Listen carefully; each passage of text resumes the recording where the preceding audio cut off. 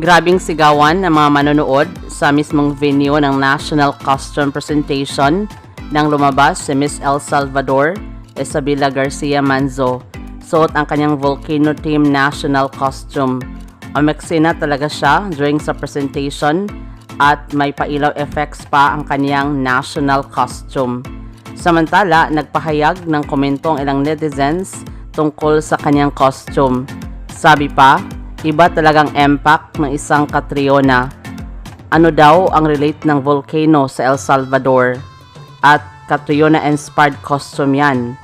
Sa kabilang banda, pinagtanggol din si Miss El Salvador ng mga netizens, lalo na ang mga Pinoy pageant fans. Maraming salamat sa panonood. Para maging updated ka, huwag kalimutang mag-subscribe.